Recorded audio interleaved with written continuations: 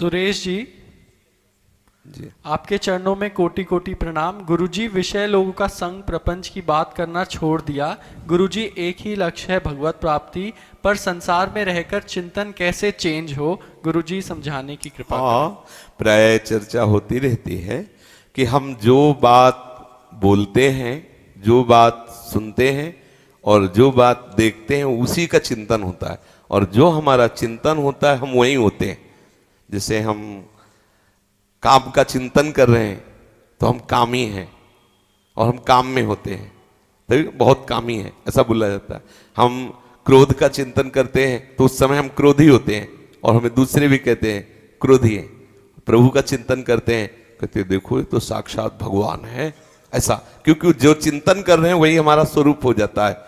तो हम क्या करें, अब हमें भगवत चिंतन करना है तो हम प्रभु का यश गाएं, प्रभु का नाम कीर्तन करें, प्रभु का नाम जप करें।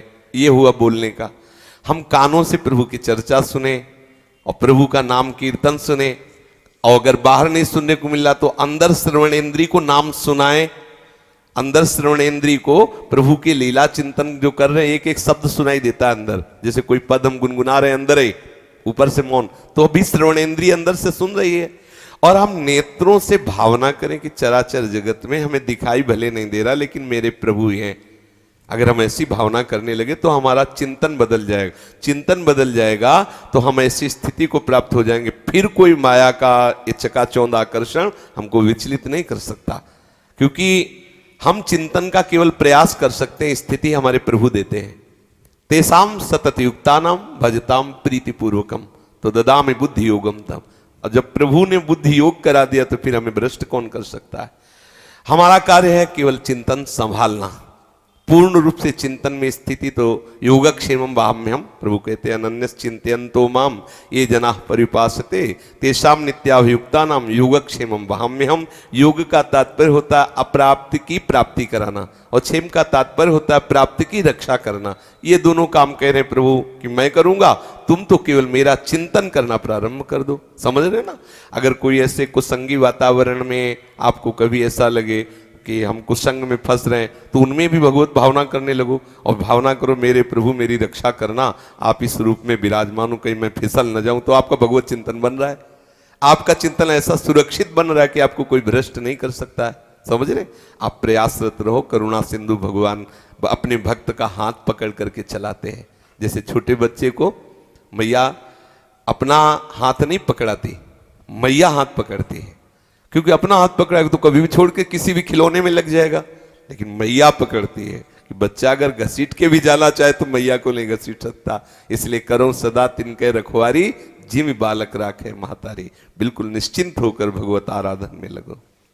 वासु गोयल जी, खतौली से, गुरुजी, आपके आशीर्वाद से घर के मंदिर में अष्टयाम सेवा आरंभ हो गई है, परंतु मंदिर में लड्डू गोपाल जी विराजते हैं, तो क्या राधा नाम जी की सेवा स्थापित कर ले? हाँ बिल्कुल कर लीजिए, बिल्कुल कर लीजिए। गुरुजी, आप अपने इस दास को अपने चरण स्पर्श करने का एक अवसर प्रदान करने की कृपा करें।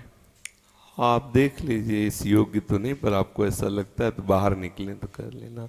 पर डॉक्टर लोग कहते हैं कि वो किडनी खराब है तो अगर ज़्यादा छूओगे तो इन्फेक्शन हो जाएगा।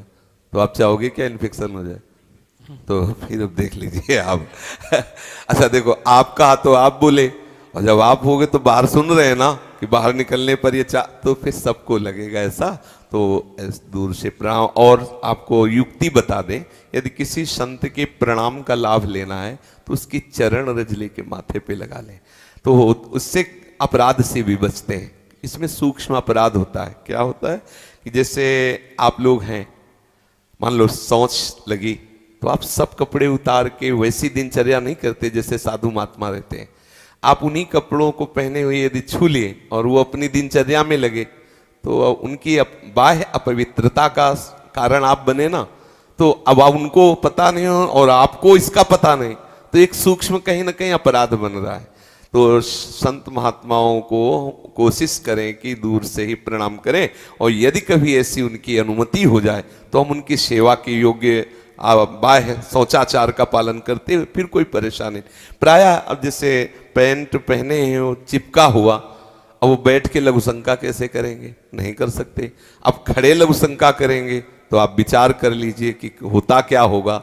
सब ये पैर में तो पड़ती ही है, नहीं पड़ती।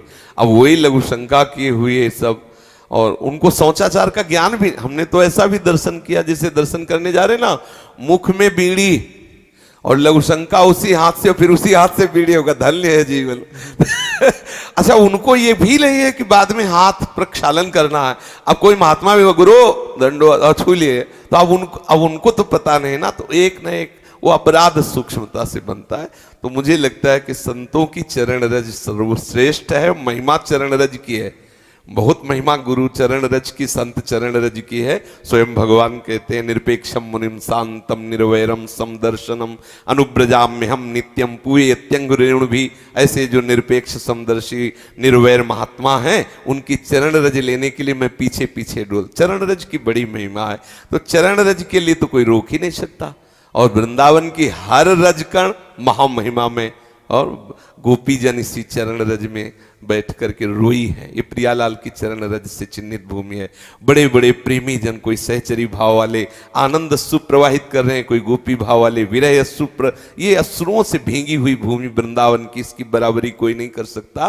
तो इसलिए यहाँ की प्रत्येक रज महामहिमा में है। उस रजकण को माथे पे तो सब महापुरुषों का आशीर्वाद हमारे साथ है।